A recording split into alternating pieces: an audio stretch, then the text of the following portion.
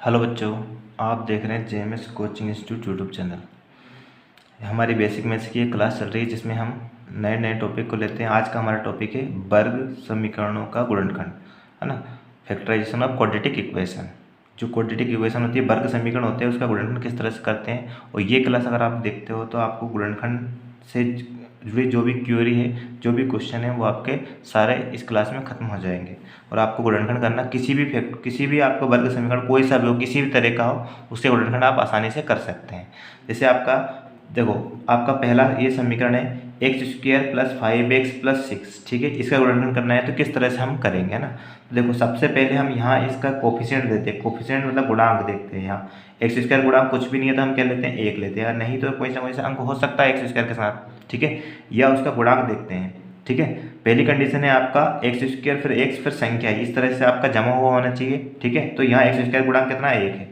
अब इस 1 का गुणा किस में करेंगे, हम मल्टीप्लाई करेंगे 6 में।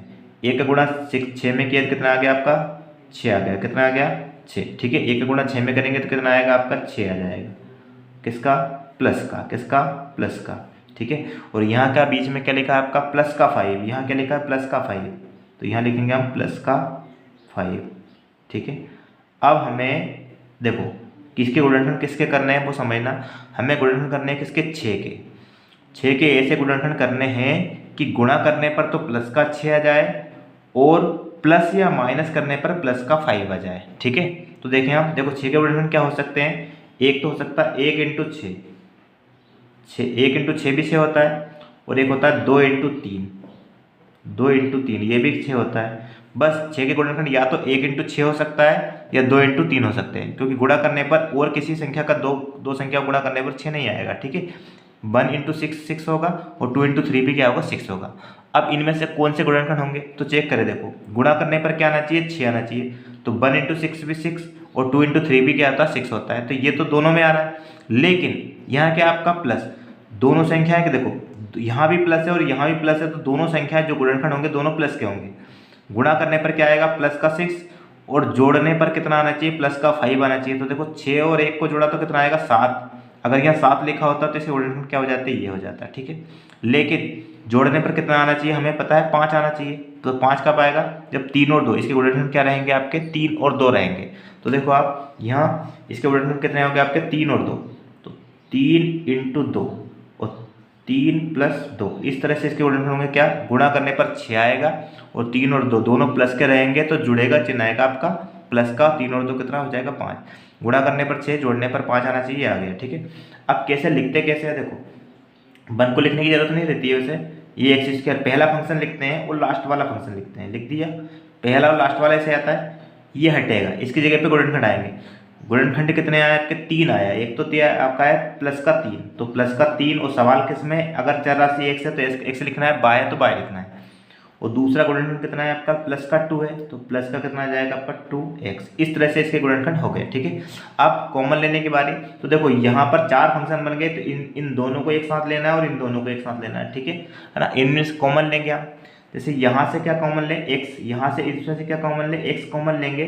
क्योंकि देखो यहाँ भी x की घात 2 है, मतलब 2x × x लिखा है, और यहाँ 3x है, तो x हम दोनों जगह पे है दिख रहा है, तो हम दोनों जगह से x कॉमन लेंगे।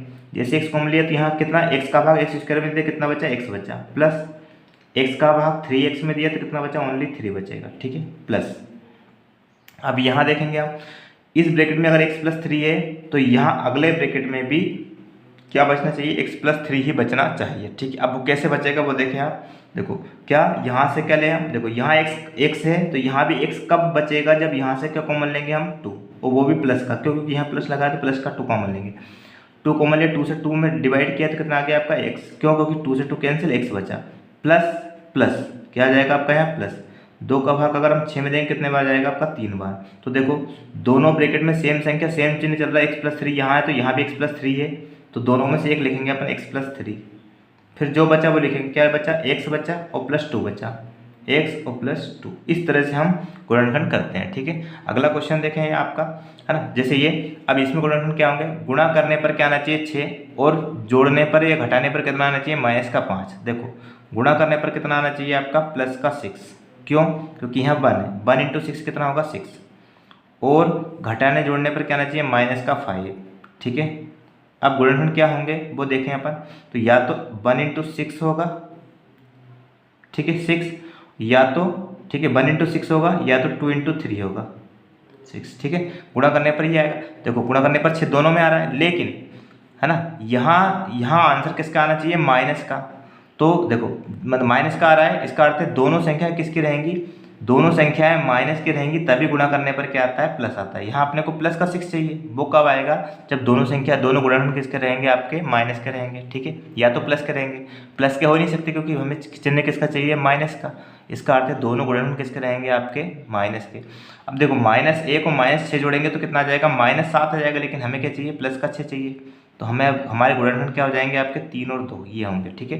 क्या हो जाएगा आपका x², देखो माइनस का 3 और माइनस का 2, -3 और -2 चेक भी कर लें हम, 3 दूना माइनस माइनस प्लस 6 हो जाएगा, और 3 और 2 दोनों माइनस के होते हैं, जुड़ता है चिन्ह आता है माइनस का, ठीक है। इस तरह से इसके गुणनखंड हो गए, तो माइनस का 3x आ गया और माइनस का क्या आ गया 2x और प्लस 6। इसकी जगह पे इसके गुणनखंड लिख देते हैं, लिख दिए। अब पहले 2 में से कॉमन, अगले 2 में से कॉमन, ठीक है। यहाँ से क्या कॉमन लेंगे हम, x, तो यहाँ बचेगा 1x माइनस, देखो x कॉमन आ गया, x की घात 2 थी, एक भाग दे दिया तो 1x कैंसिल हो गया, यहाँ x का भाग देंगे तो यहाँ 3 बचेगा, ठीक। अब देखो यहाँ क्या लिखा है, माइनस, यहाँ चिन्ह माइनस का लगा तो माइनस ही कॉमन लेना है। यहाँ x बचा तो यहाँ भी x कब बचेगा, जब यहाँ से क्या कॉमन लेंगे, -2, कितना -2 से -2 कैंसिल, कितना आ गया आपका x बचा, माइनस प्लस माइनस, मतलब -2 का भाग 6 में देंगे कितना आ जाएगा, -3 आ जाएगा, ठीक है। दोनों में से एक कॉमन, x -3 दोनों जगह पे था, कॉमन ले लिया। फिर यहाँ क्या बचा x, तो यहाँ क्या बचा -2। इस तरह से इसका गुणनखंड आएगा, ठीक है। अगला क्वेश्चन देखें आप, जैसे थर्ड क्वेश्चन x², इसी तरह के क्वेश्चन लिखवाऊंगा ताकि क्लियर हो जाए, ठीक है। -5x और -6, अब देखो इसके गुणनखंड क्या होंगे, है ना, चेंज हो सकते हैं। देखो यहाँ क्या है, 1 का मल्टीप्लाई -6 में करेंगे, 1 इंटू -6 कितना हो जाएगा आपका, -6, गुणा करने पर -6 आना चाहिए। और यहाँ क्या लिखा है, -5, घटाने पर -5 आना चाहिए। अब देखेंगे हम गुणनखंड, तो हमें पता है क्या होता है, 1 इंटू 6 या तो, या 2 इंटू 3, गुणा करने पर 6 कब आएगा, जब या तो 1 इंटू 6 रहेगा या 2 इंटू 3 रहेगा, ठीक है, तभी आपका कितना आएगा, गुणा करने पर 6 आएगा। लेकिन गुणा करने पर माइनस का 6 कब आएगा, जब दोनों संख्याओं में से एक माइनस की रहेगी। क्यों, क्योंकि माइनस, देखो माइनस इंटू प्लस बराबर क्या होता है, माइनस, मतलब माइनस का प्लस में गुणा करते हैं तब जाके माइनस आता है। इसका अर्थ है दोनों संख्याओं में से एक संख्या माइनस की रहेंगी गुणनखंड में। तो देखो आप अगर ये गुणनखंड लेते हैं अपन, ठीक है, तो गुणा करने पर कितना, -6, ठीक है, और 1 - 1 प्लस तो घटेगा, तो 6 में से 1 घटाएंगे कितना आ जाएगा, 5, सही है। लेकिन ये क्यों नहीं हो सकता, उसकी वजह क्या है कि अगर हम इनको लेते हैं तो गुणा करने पर तो 6 ही आएगा, लेकिन 3 में से 2 घटाएंगे तो कितना आ जाएगा, 1 आ जाएगा। लेकिन हमें क्या चाहिए, घटाने पर -5 चाहिए, ठीक है। तो गुणनखंड ये नहीं होंगे, कौन से होंगे, ये वाले होंगे, कौन से वाले, ये वाले, ठीक है। तो गुणनखंड क्या हो गया आपका, अब यहाँ चेक भी करना पड़ेगा कि 6 और 1 आया, ठीक है, 6 और 1 है ना, कौन सा माइनस कर ले कौन सा प्लस कर ले वो ये बताएगा। देखो घटाने पर -5 आना चाहिए, मतलब बड़ी संख्या किसकी रहेगी, माइनस की, तो छोटी किसकी रहेगी, प्लस की। देखो आप चेक कर लो आप, -6 का गुणा 1 में किया तो माइनस प्लस -6 कम 6, और -6 में से प्लस का 1, देखो 1 - 1 प्लस घटता है, वो बड़ा नंबर जो होता है उसका चिन्ह आता है, -6 में से प्लस का 1 घटाए तो कितना आया, -5 आया। तो गुणनखंड ये हो गए, इक्वेशन वही थी लेकिन चिन्ह बदले तो गुणनखंड चेंज हो गए, ठीक है। इस तरह से आपका है, तो पहला फंक्शन लिखते हैं x² और लास्ट वाला लिखते हैं -6, ठीक है, और इसकी जगह पे इसके गुणनखंड करते हैं क्या, -6 आया तो -6x और प्लस का क्या आया 1, तो 1 को हम लिख सकते हैं ओनली 1x लिखे हैं, x लिखा कोई दिक्कत नहीं, ठीक है। अब पहले 2 में से कॉमन, यहाँ से अगर हम x कॉमन ले लेते हैं तो क्या बचेगा आपका, यहाँ से एक x कॉमन, तो एक x बचा क्योंकि x का भाग x² में दिया तो एक x कट गया, माइनस यहाँ x का भाग इसमें दिया तो x कट गया तो क्या बचा 6, प्लस लगाए तो प्लस कॉमन लेंगे, माइनस लगाए तो माइनस लेंगे। अब देखो x -6 यहाँ और यहाँ भी x -6 है, जब यहाँ वाली संख्या और यहाँ वाली संख्या बिल्कुल सेम दिखे तो आपको हमेशा क्या कॉमन लेना है, 1 कॉमन लेना है, ठीक है। उसका भी एक रीजन हो रहा है कि देखो यहाँ x है तो यहाँ x नहीं है, मतलब x कॉमन नहीं ले सकते, फिर यहाँ 6 है तो यहाँ 6 नहीं है, मतलब कोई सा भी अंक कॉमन लेने का नहीं हो तो क्या कॉमन लेते हैं, 1 लेते हैं, है ना। 1 का भाग x में दिया तो 1x आया प्लस माइनस माइनस रहेगा, 1 का भाग 6 में दिया तो कितना है 6, दोनों में से एक कॉमन ले लिए, x माइनस एक्स, फिर क्या बचा आपका x बचा प्लस 1 बचा। ठीक है, इस तरह से इसके गुणनखंड होंगे, है ना। अगला एक और क्वेश्चन करते हैं, चौथा क्वेश्चन, है ना। क्या है, देखो एक्स स्क्वायर चिन्ह, इसी सवाल को मैं 4 तरह से बता रहा हूँ। ठीक है, देखो ये अब यहाँ दोनों जगह माइनस था। ठीक है, अब कहाँ कर दें अपन, यहाँ प्लस करें 5x और यहाँ माइनस कर दें 6। ठीक है, अब देखो इसके गुणनखंड किस तरह से होंगे कि गुणा करने पर तो क्या आना चाहिए आपका, यहाँ 1 है, 1 into minus six, 1 into minus six मतलब गुणा करने पर आना चाहिए -6, और यहाँ क्या लिखा है प्लस का 5, तो घटाने पर क्या आना चाहिए प्लस का 5। अब गुणनखंड क्या होंगे वो देखना है। तो 6 के गुणनखंड होते हैं 1 इंटू 6 भी 6 होता है। ठीक है, और या तो 2 इंटू 3 भी 6 होता है। लेकिन देखो यहाँ गुणा करने पर माइनस कब आता है, जब दोनों में से एक माइनस और एक प्लस का होगा। इसका अर्थ है कि गुणनखंड में एक माइनस का एक प्लस का होगा। अगर एक माइनस और एक प्लस होता है, देखो जैसे मान लो ये गुणनखंड हो गए, इसमें एक माइनस और एक प्लस, तो 3 में से 2 घटाए तो कितना आएगा आपका 1 आएगा। लेकिन हमें क्या चाहिए, घटाने पर प्लस का 5 चाहिए। इसका अर्थ है इसके गुणनखंड क्या होंगे आपके 6 और 1, कितना होगा 6 और 1, 6 और 1। लेकिन देखो यहाँ भी गुणनखंड कितने आए थे, 6 और 1 ही आए थे, यहाँ भी वही आए। यहाँ पर हमें घटाने पर बड़ी संख्या माइनस की चाहिए थी, इसलिए बड़ा माइनस का ले लिए। अब देखो यहाँ घटाने पर क्या आना चाहिए, प्लस का चिन्ह कब आएगा, जब बड़ा प्लस का रहेगा और छोटा माइनस का रहेगा। तो ये प्लस और ये माइनस, देखो 6 का गुणा -1 में किया तो -6, और 6 में से 1 माइनस किया तो कितना आ गया आपका प्लस का 5 आ गया। ठीक है, तो इसकी गुणनखंड क्या हो गया, एक्स स्क्वायर पहला फंक्शन लिखा और लास्ट वाला लिखा, इसकी जगह पे इसके गुणनखंड आ गए क्या, प्लस का 6 है तो प्लस का 6x, माइनस का 1 है तो माइनस का x, माइनस का 1 है तो माइनस का x, क्योंकि सवाल किस में x में तो उसके साथ अचर राशि आती है उसके। ठीक है, फिर यहाँ से पहले 2 में से x कॉमन, क्योंकि दोनों जगह पे x है, एक x कॉमन आ गया तो एक x बचा, प्लस यहाँ x से x कैंसिल क्या बचा 6। अब देखो यहाँ माइनस है तो माइनस तो कॉमन लेंगे, अगले ब्रैकेट में भी ये x प्लस 6 है तो यहाँ भी x प्लस 6 आना चाहिए। तो हमें पता है यहाँ x है, यहाँ x नहीं है, यहाँ 6 है तो यहाँ 6 नहीं है। ठीक है, इसका अर्थ है कोई सा भी अंक कॉमन लेने का नहीं है, और वो हम ऐसे भी देख सकते हैं, यहाँ और यहाँ वाली संख्या अगर सेम दिखे तो एक कॉमन लेना है, एक कॉमन लेंगे तो -1 का भाग -x में दिया तो माइनस माइनस प्लस हो गया, x का 1 का भाग x में दिया x आया, माइनस माइनस प्लस 1 का भाग 6 में दिया 6 आया। तो दोनों में सेम संख्या सेम चिन्ह है तो x प्लस 6 एक कॉमन, क्या बचा यहाँ x बचा और माइनस का यहाँ क्या बचा 1। ये देखो ये कैसे कॉमन है, इन दोनों जगह पे से एक x प्लस 6 कॉमन ले लिया, यहाँ बचा x, यहाँ बचा माइनस का 1। ठीक है, इस तरह से हम कॉमन लेंगे।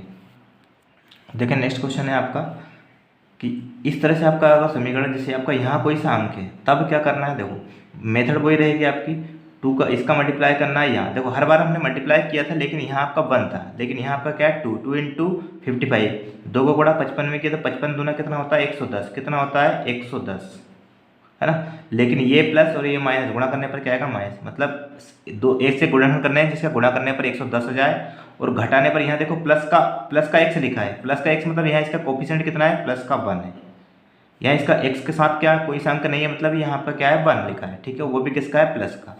तो 110 के ऐसे गुणन करने हैं कि गुणा करने पर 110 आ जाए, घटाने पर प्लस का 1 आ जाए, सॉरी। तो 110 के हम गुणन ऐसे करके देखेंगे अपन। ठीक है, जैसे 2 से काटेंगे, 2 5 10, 1 बचा 10 हो गया, 2 5 10 55 हो गया। अब हम 5 से काटेंगे, 5 से कट सकता है, 5 से कम 5, 5 से कम 5, फिर ये आपका 11 से कटेगा, 11 एकम 11।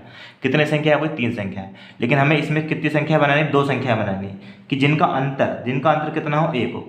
घटाने पर कितना आना चाहिए 1 आना चाहिए, गुणा करने पर माइनस का 110 आना चाहिए। तो देखो 5 दूना 10, 10 और ये 11, 10 और ये 11, 10 और 11 गुणा करेंगे तो कितना आएगा 110, और 11 में से 10 घटाएंगे कितना आएगा 1। अब हमें चिन्ह चाहिए, तो देखो यहाँ माइनस कब आएगा, जब 11 या 10 में से एक भी माइनस का हो तो माइनस आएगा, लेकिन यहाँ पर प्लस का 1 कब आएगा, जब बड़ा प्लस का और छोटा किसका हो माइनस का। मतलब इसके गुणनखंड क्या होंगे आपके प्लस का 11 और माइनस का 10। ठीक है, गुणा करने पर माइनस का 110, प्लस माइनस माइनस, और 1 प्लस 1 माइनस घटता है, लेकिन बड़ा जो नंबर होता है उसका चिन्ह आता है, प्लस का नंबर बड़ा है तो प्लस का चिन्ह आएगा। ठीक है, तो इसके गुणनखंड हो गए। तो देखो पहला फंक्शन लिखा हमने 2x² और प्लस का माइनस का 55 लिखा, लास्ट वाला फंक्शन लिखा। इसकी जगह पे इसके गुणनखंड कितना है, प्लस का 11 है तो प्लस का 11x, और माइनस का 10 है तो माइनस का 10x। ठीक है, इस तरह से हम करेंगे। अब पहले 2 में से कॉमन और अगले 2 में से कॉमन, उस ब्रैकेट में सेम संख्या बननी चाहिए। तो देखो यहाँ से देखो दो है, लेकिन दो का भाग क्या 11 में जा सकता, नहीं जा सकता है, तो दो तो कॉमन है नहीं आपका। ओनली कितना क्या कॉमन है, एक्स। एक्स का भाग इसमें दिया था 2x बचा, क्योंकि एक एक्स कॉमन आ गया, ठीक है, एक एक्स कट गया, प्लस दो का एक्स का भाग इसमें दिया तो एक्स कैंसिल, कितना आ गया 11। अब यहाँ माइनस लगा है तो माइनस ही लगाएंगे, अगले ब्रैकेट में भी ये 2x + 11 ही आना चाहिए। तो देखो आप यहाँ 10 और 55 में कौन सी संख्या है जो जो इसका भाग 10 में भी जा सकता है और 55 में भी जा सकता है, ठीक है ना। तो किसका, 5 का। 5 का भाग देखो यहाँ 5 का भाग 10 में जाएगा तो माइनस माइनस तो प्लस, 5 का भाग 10 में देंगे, 5 दूना 10 और x 2x, माइनस माइनस क्या हो जाएगा आपका प्लस, 5 का भाग 55 में देंगे कितना आएगा 11। अब दोनों में से एक कॉमन ले लेंगे, कितना 2x + 11। देखो दोनों में सेम संख्या सेम चिन्ह होना चाहिए, सेम है। फिर जो बचा वो लिखेंगे, यहाँ x बचा, यहाँ माइनस का 5 बचा, ठीक है।